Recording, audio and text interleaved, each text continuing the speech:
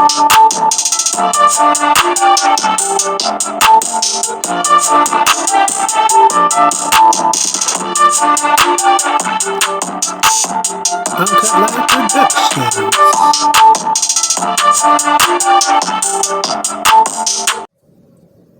going on there, Facebook world, social media, YouTube, you name it? It's your boy, Mr. Uncut. Welcome to another edition of Uncut Live Productions. Y'all know the motto or the mission of Uncut Live Productions is where we keep it 100 on 1,000. Okay. As I always say, we will not be paused, edited, or muted. Mm-hmm. Not only will the truth be televised, but the truth will be publicized. And hey, whatever you hear, and whatever you see, hey, the cards lay how they lay. And we just keep it real. So it's very interesting in the time frame that we're all in. 2020 is winding down. Y'all know how Uncut Live is. I told y'all, you never know who's gonna be on the set. We keep it 100. That's how we go. Boom, boom, boom, boom. And so today, I'm going to let the guests introduce who they are, because sometimes when I bring guests onto the set, I don't always cross my dots correctly, so that way I won't end up in no trouble. I can end up and put that burden on them. Hello, everyone. Thank you, Mr. Clark, for inviting me. Yes, indeed. To your beautiful studio. I am Black Rose, host and founder of Black Rose Garden Community Radio. And I am Angela Taylor, aka A21, co-hosting with Black Rose. And as I like to remind you, A is for attitude, and 21 is the number of days that the experts say it takes you to begin the process of improving yours.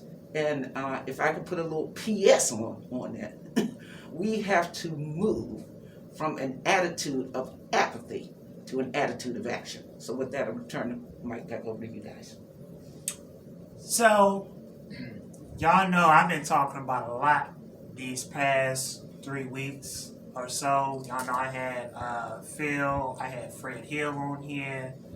I had a good dear mentor of mine, Joseph Baggett, and we were talking about how the image of black men look, changing the narrative in which black men are viewed.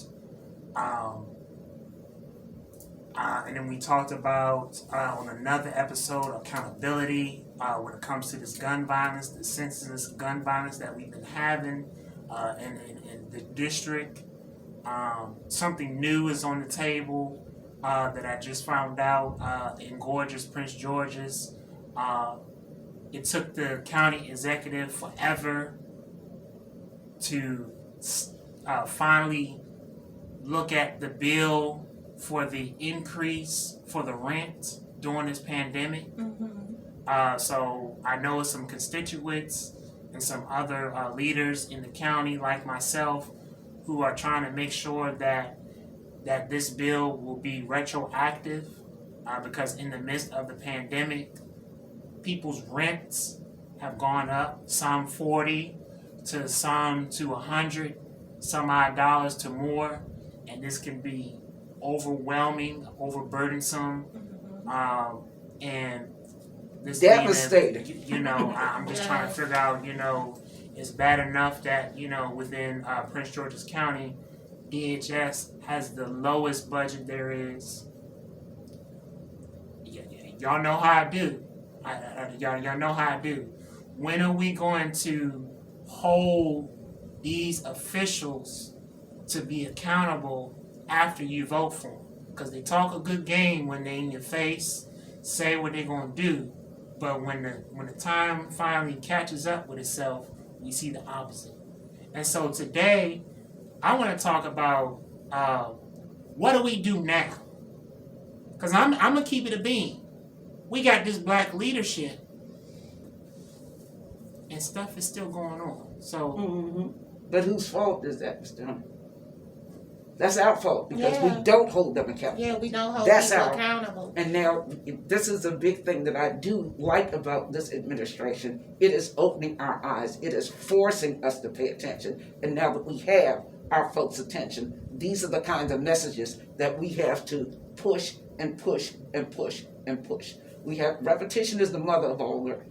You never learn anything in your first, second, or third go round. But now that you know, and now that Black Rose's Garden is taking you to school and telling you this is how you can do, this is what you need to do to effectuate change, we are beginning to see some change. So, Ms. Rose, what do you think? What do we do? Like, that's the title of the show. What do we do? Where do we go from now? Because, like, it's crazy. We need to start participating in the process. Okay, that's very important. Understand what we're voting for, what this vote is all about. This election kind of opened up my eyes to a lot of things with the misinformed, miseducation when it comes to politics and how it runs and how people view things. You know, like people didn't even know the importance of the circuit court judge. I had the pleasure this year of getting out in my community, and I'm going to help the elderly with their mail-in ballots and everything. And just, I was shocked to know that they didn't even know the importance of the circuit court judge or even how to vote on it. And then I understood why we have so much injustice when it comes to our courts, okay, and law period, because people don't know, you know, they don't know what the circuit court judge is all about to even vet the candidate to see what they stand for, to see if it's what we need actually to change this whole situation. You know, so it's about participating in the process of voting. It's about making the phone calls, placing the emails, staying on these people's back, you know, to make them do their job. And it's just going to take all of us. That's why it's called We the People. We the people have to participate in this thing. It can't just be a handful of us, even though a handful of us, me and Miss Angela, what we had made it our business. At least 2 to 4 times a month, we would go down to the Senate office buildings and we would hand deliver letters to all 100 senators on the concerns of what's going on in this whole country. Not what's just going on in our neck of the woods. Because understand that what affects one part of the country, it affects us all. Exactly. So if you're having some issues in California, okay, and if you're smart enough to look deep at the issues, you're going to understand that it's going to affect us some kind of way, wherever you at, whatever neck of the woods you're at. So it's about participating in the process of voting. Understand what you're voting about. Get out there and get the information that's out there. It's not like things are not available. Every year, every election, we have been inviting the candidates inside of Black Rose's Garden Community Radio, because I believe that is very important, that people know who you're voting for. Exactly. It's important.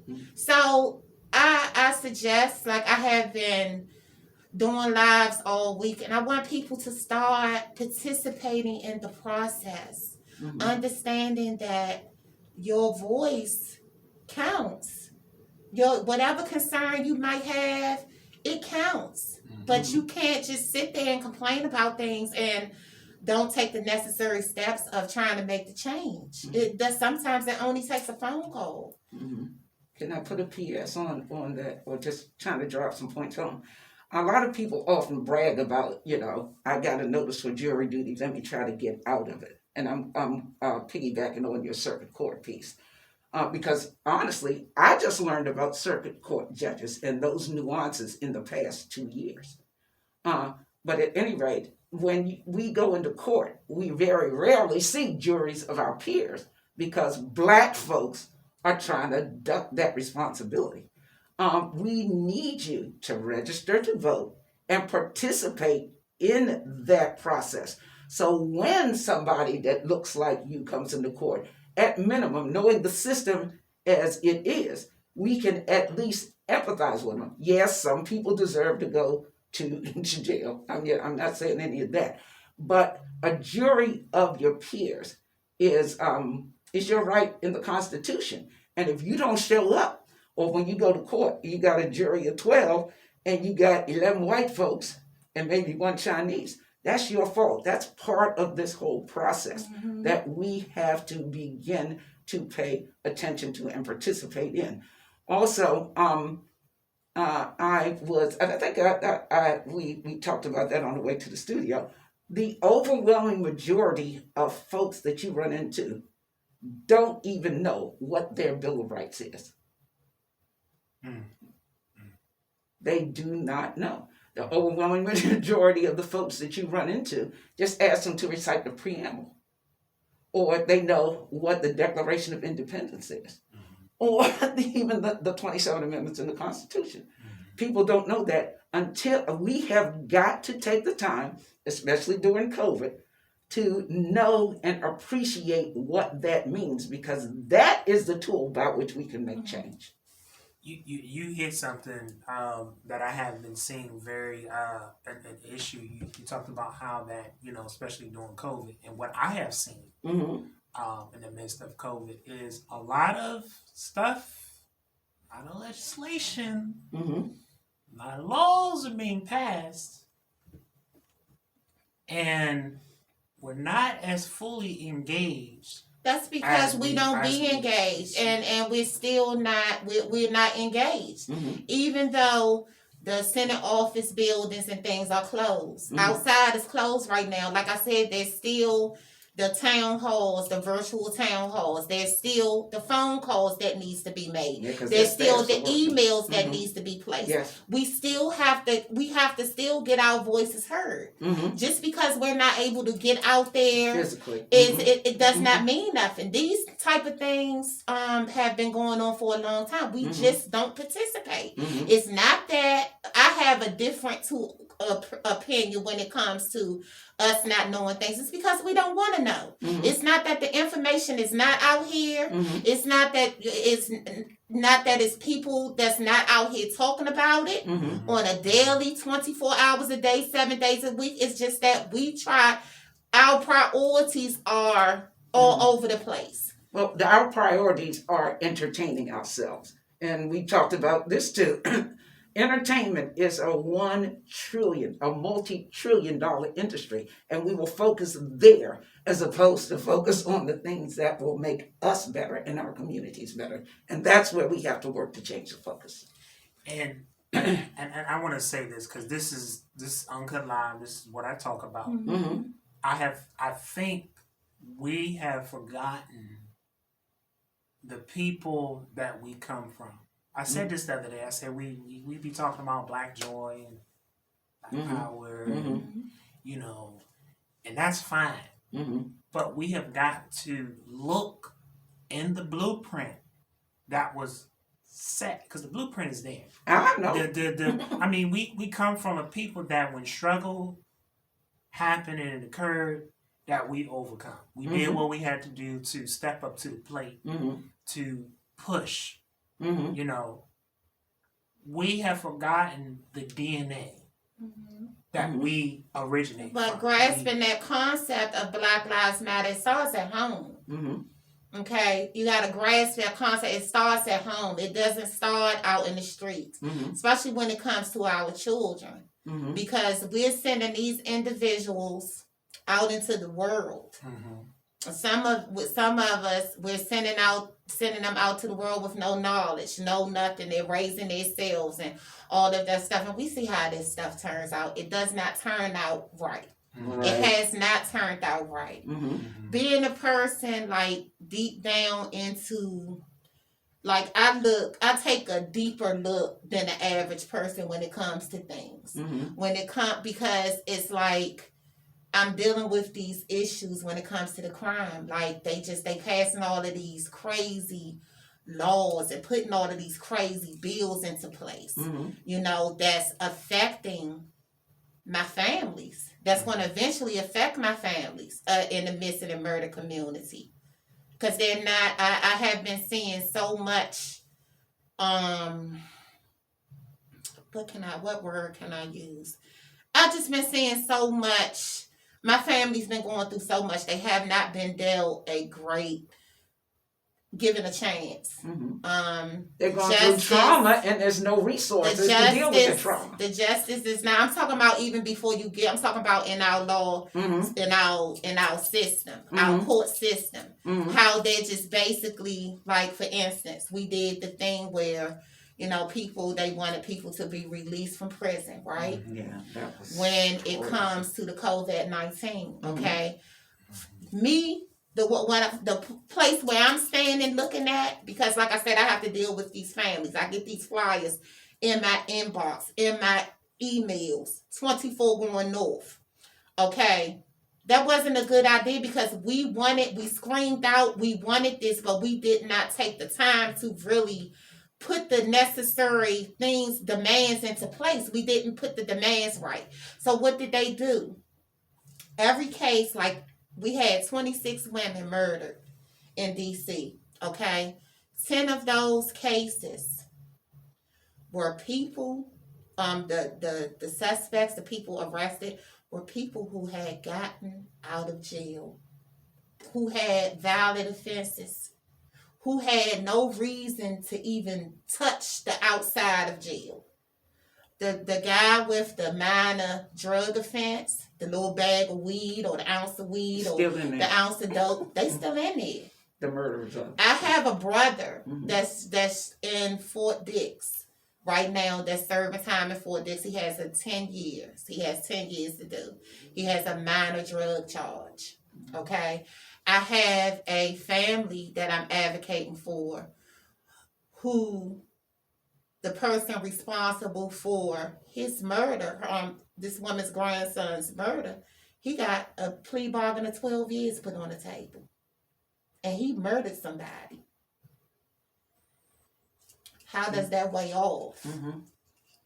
It doesn't square. It doesn't square, and that's why we have to build coalitions around these different things that impact our community, and we have to get committed people to stick and stay. Yeah, we have these coalitions built. Yeah, we have some coalitions, like I said, with Black Lives Matter and all of those other, I'm not even going to, call it all out. But we have these, different coalitions built, but it's like they all have the same agenda. And when it comes to, if you're going to say Black Lives Matter in any aspect, you have to look at every aspect of Black life. You can't just stay centered on one thing. I've been out there. I did that whole, I just refused to be out there in the protest this time, okay? Because I went to Baltimore. I protested for Fat Freddie Gray. I done been to Ferguson for Mike Brown. I done did all of that type of stuff. It didn't get us nowhere. But back here, 5 years later, with George Floyd, Breonna Taylor, okay? Because we're out there, we're doing all of this screaming and hollering, we're not really getting our demands. We got all of these demands in our head, but we really not thinking it through to put it out there, because if it's something that's going to, it seems like if it's something that's going to mess us up, mess us all around, or further, mess us up, it's like they allowing it, just like they allowing all of these murderers and stuff to be put in the street, okay? They didn't just put these people in the street. We have 16-year-olds that's being charged with murder, okay? That was just let out of prison March. By April, he had killed 4 people and had injured 6, okay? Because he was just let out. Okay, we have 12-year-olds that's murdering people. Okay, we got a 17-year-old right now that's on the run right now for murdering people. Okay, it's all of these cases that I have been seeing lately is the offenders of these cases have been under the age of 25. But yet they want to pass a law to allow, violent offenders under the age of 25 to get lesser, time and stuff. They want to, you know what I'm saying? And it's not panning out right. It's not justice. I forget the guy's name. I think his name was Charles Allen. And he's the one that's orchestrated. He's the one that orchestrated that, yeah. And I'll keep saying this, and I don't care who gets mad at it. But drug charges, I think they should go ahead and let them go. I mean, because they're already legalizing marijuana, so let's just go ahead and let them go. Should have been locked up in the first place. I mean, we had this big thing, and I'm just gonna go out here Go when do the opioid issue was there. Everybody named mama, rehab, and let's fund this, let's write this bill, and and it was all stuff done.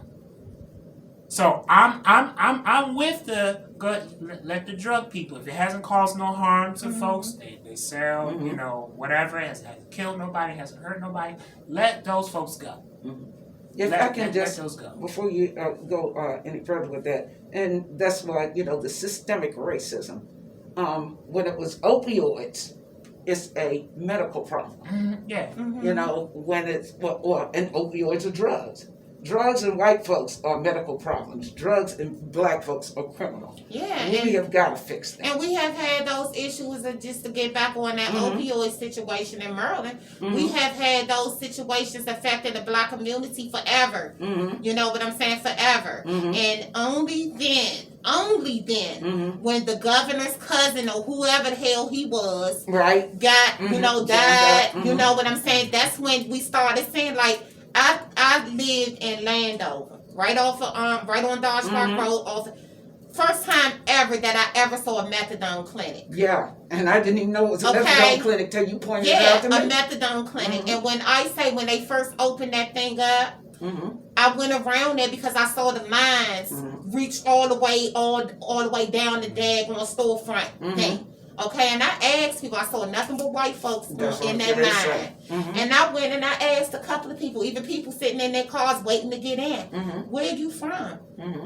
Guess what they said? Annapolis.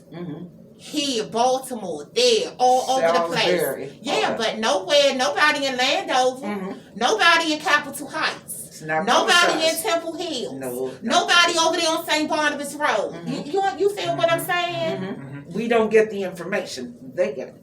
And that's got to be fixed. And we have got to, as a people, and I'm going to keep saying this because this is the deal.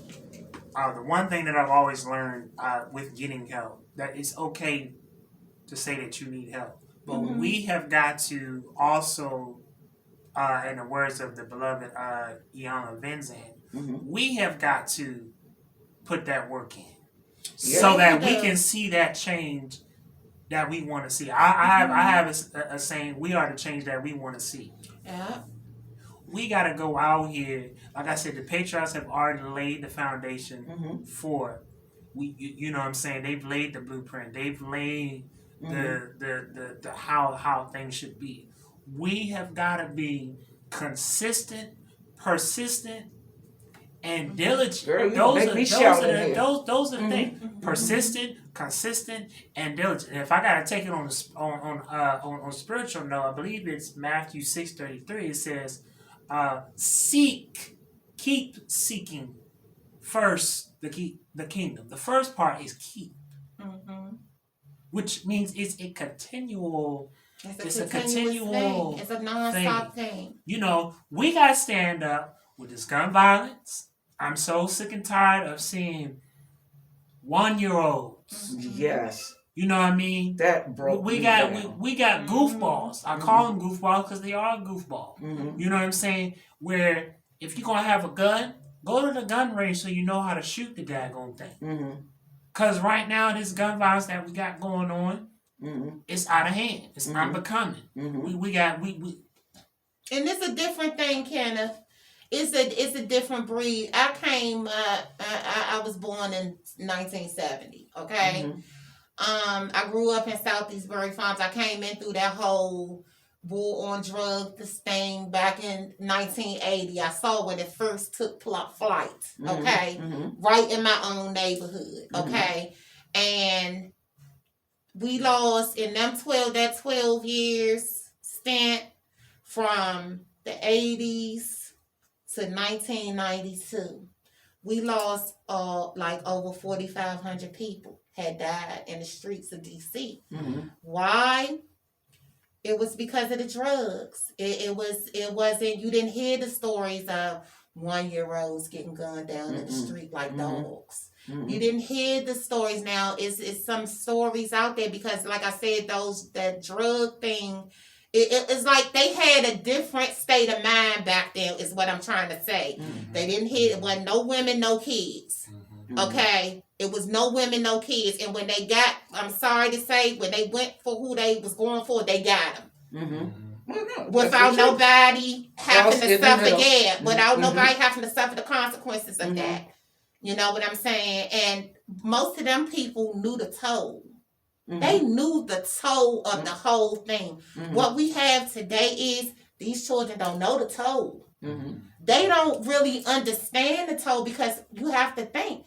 They are under 25. Your brain starts developing. Your frontal lobe don't develop until you till get there. till you get 25. You know what I'm saying? And sometimes it takes a little longer.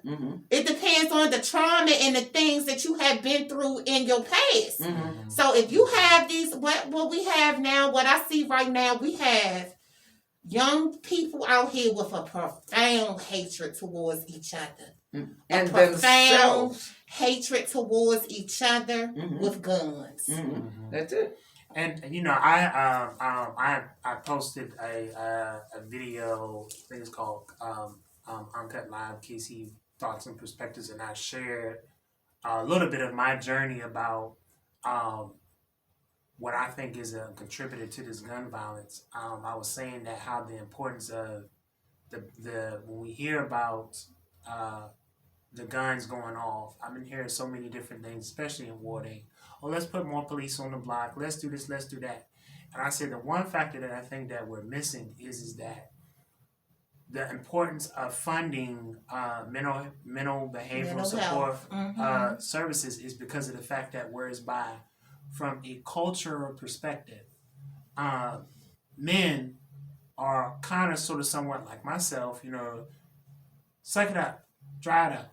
And, you know, and so when you're young and you're matriculating into adulthood, especially manhood, when you are not taught how to handle your emotions constructively, right? And I'm not saying that this is the case with all the gun violence. I'm just saying this That's is a part of a it. layer of it. Whereas when you don't know how to deal with your emotions effectively, you become a threat to yourself and those that surround you. And so this is why we need to push the emphasis on making sure that programs and agencies that provide these mental health support services that teach, you know, these type of things of learning how to deal with your emotions. You know what I'm saying? Because we're seeing, it's just real. We have a mental health disparity as it relates to this gun violence. Yeah, we really do, and it's just a mental health thing, but it's also a parenting thing. Yeah. It's a whole lot of things. Yeah. You know what I'm saying? Rolled up into one. And like I said, we send these people out on the streets as parents. Okay, we send these people out on the streets. We know most of the time that these kids, that these big guns that I'm seeing, that I have been seeing for the past year, that Chief Newsham, shout out to Metropolitan Police Department. I'm gonna give him his props because I have to deal with him on a regular basis, and he has been nothing but good to me when it comes to my families. So I have to shout him out on that. He has a big job to fill. Okay, Mhm. and it's not like that he don't want to do it, but when you have people over top of him And they that's kneecap stopping him. things, because trust me, Mhm. if he had it his way, a lot of stuff would be done. Mhm. But people always blame him for things, but they're not looking at he has a boss over top of him. Mhm. Yeah. Those are the people that we need to be going to. Like every time that I have an issue, I haven't been going to him. I've been writing the mayor's office. I've been emailing the mayor's office Mhm. on different things. 'Cause that's where the Okay. buck stops. Exactly. Mhm. You know, and that's what we have to do. Mhm. We gotta stop we point the finger at the closest person Mhm. that we can give the blame to. Mhm. Of the excuses and all of this stuff instead of just taking it for what it is and think about what we can do as individuals Mhm. to make these changes Mhm. on what's going on. Yeah. And you hit something.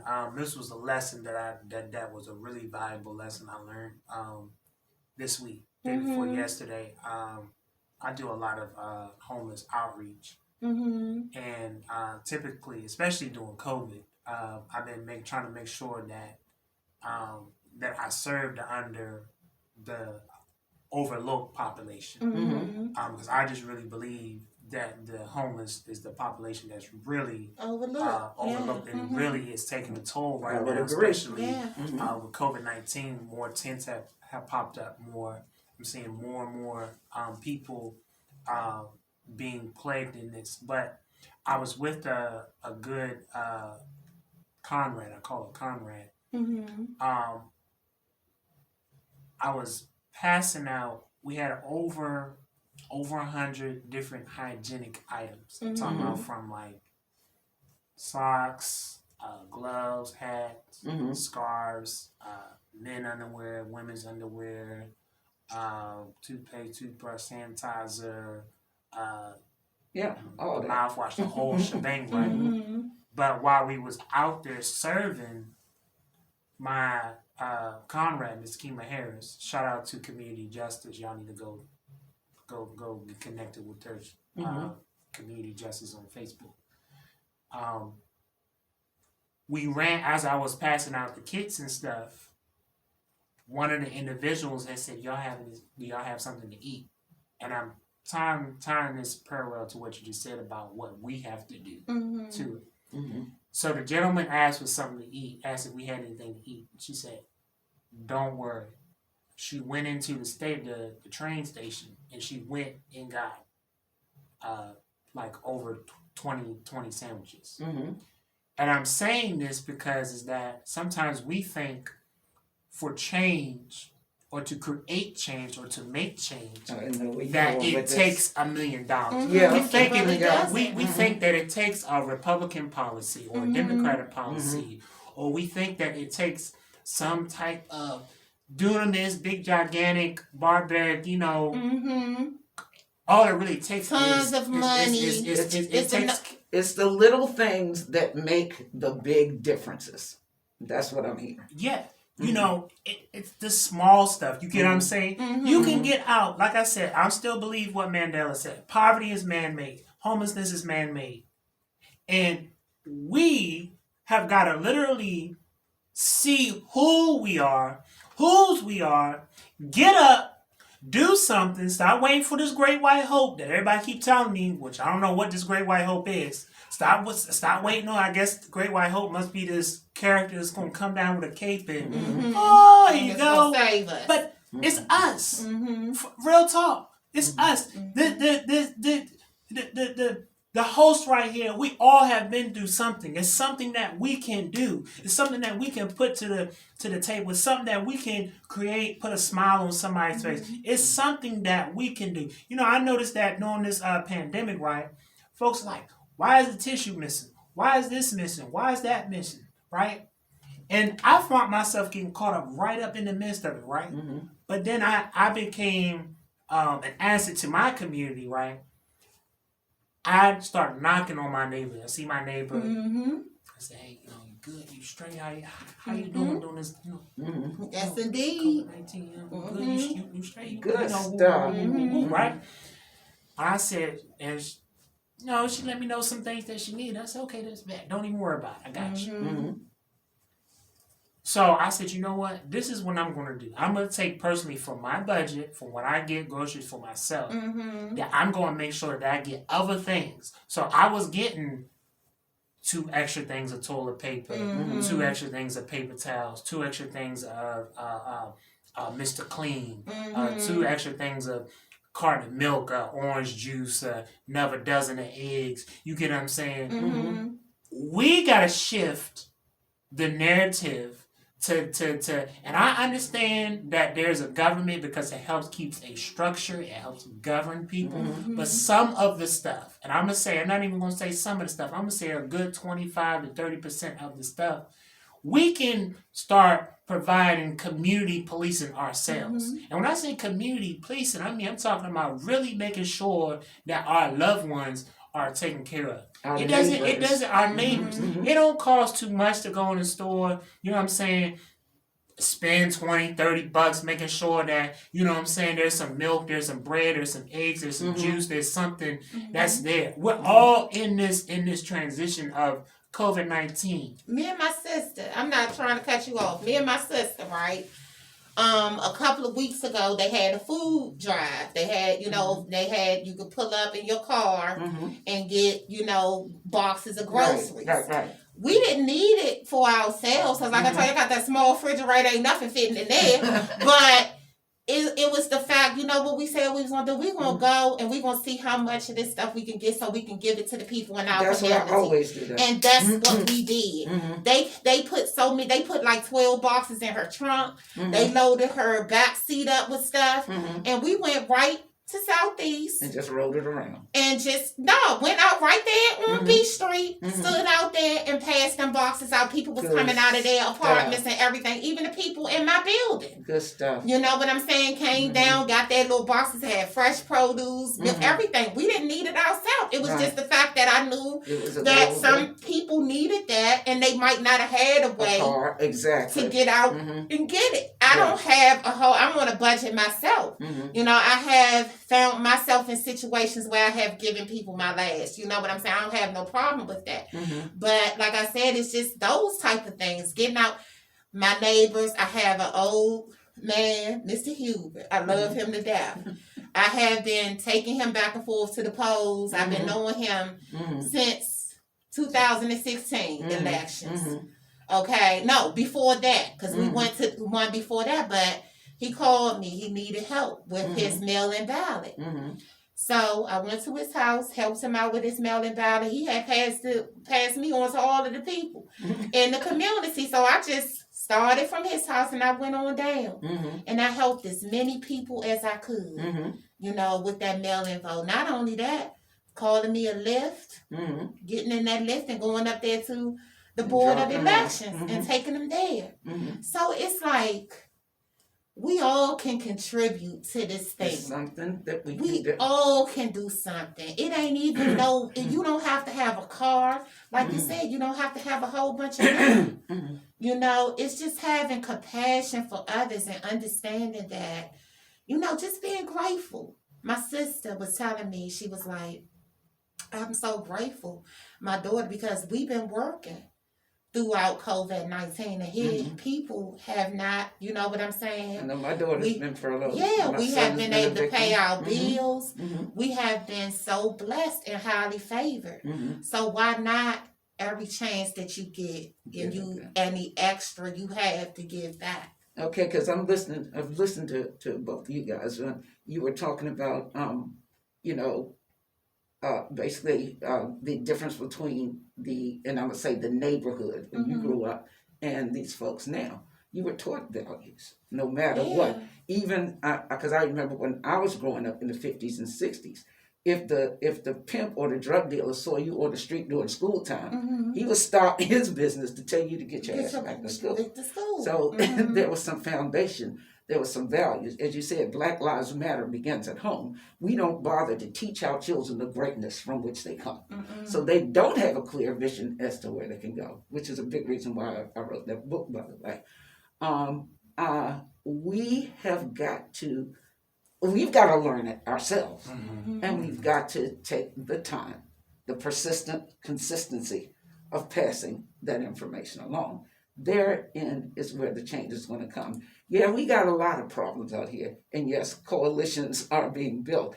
And as you said, Black Lives Matter is a coalition, but they've had to make the noise. Now, they were a group. I don't look at them as a coalition. Mm-hmm. They were a group. Now that we got your attention, now we need to build coalitions within that to focus on the systemic racism, the murders in our community, the missing in our community. Because I just looked at a case, a white girl, for the past, since 2005, past 15 years, that they kept that case active. Why is that not the same for the Black people? That's because a lot of us don't participate. Yeah, that's what I'm saying. Yeah, a lot of us don't participate. Like learning this thing with these cases, I have had to get names added back on to the unsolved murder list. Call the police department and let them know, okay, because of this family reached out to me and they might have went to the website because Metropolitan Police has a website. They have murders, unsolved murders dating all the way back from 1954.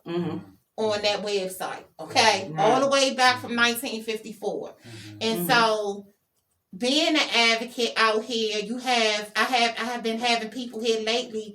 My brother's case haven't been solved. My sister's case haven't been solved. My mom's case haven't been solved. Right. You go and you look these cases up, and they're not even on a thing. And then I call and I ask the detective why, or the commander of that, that part. I asked him why, because a lot of the families don't call. Right. They don't do the follow-up calls.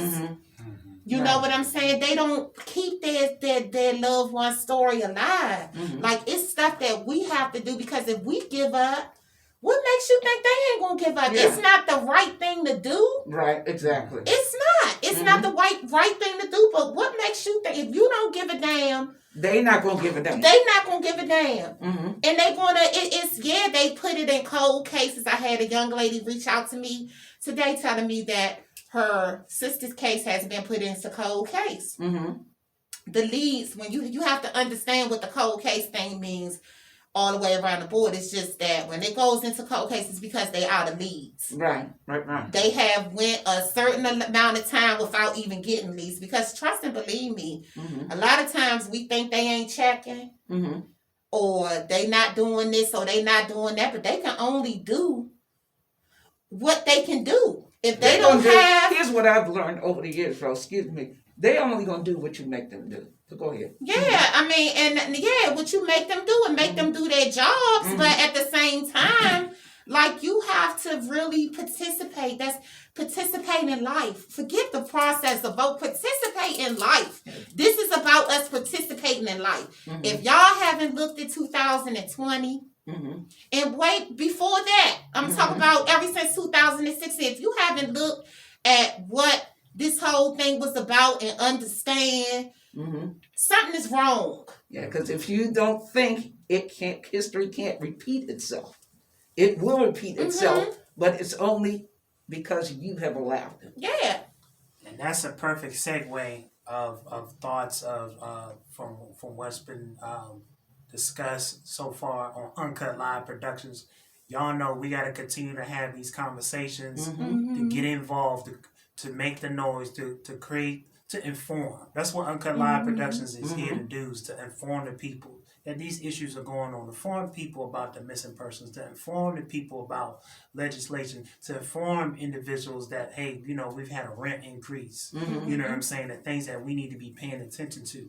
Get involved with your community. Get involved with your communities. In the beloved words of the Farrakhan said that, you may not drink, you may not fornicate, you may not do none of these things. But if you're only living and you're not living to change the world, then you have committed the sin right there of not making sin, of not making the change that you want to see in your communities. Y'all, there's a saying that I always say, we all we got, we all we need. We all we got, we all we need. It's not just a saying, but it truly is just like a puzzle. Each of the pieces connect. And when each of those pieces connect, it makes a beautiful picture. And so in essence, with everything that we've just said and everything that we just put out on the table, we got to get involved. We got to get engaged. We got to kill the excuses. We gotta keep fighting till we get the change that we want to see. Is the change gonna come easy? No. Is it gonna come overnight? No. But if you're not living just for yourself, you're living for others. And so the greatest service that you can do is to provide servanthood and servitude for we the people in the community. And so before I close out, I give everybody their plugs and make sure how each individuals can follow each of you. Okay. BlaQ Rose on Facebook, BlaQ Rose 44 on Instagram and Twitter, and BlaQ Rose Garden Brown on YouTube. Okay. And I am the 411 with Angela Taylor on YouTube. That is also my Instagram tag. And my Facebook page is just my name, Angela Taylor. And if I could just make a closing statement, nobody is going to save us but us. There you go. You have it. We all we got. We all we need. You just been plugged in with your boy Uncut, Mr. Uncut. Go follow me on Instagram. Change Agent Now Forever. Y'all stay prayed up. Stay blessed. Keep the fight. Keep the faith. Amen. Get active. Get engaged. Get up and do something. All right, y'all. Peace. Yeah. Peace, y'all.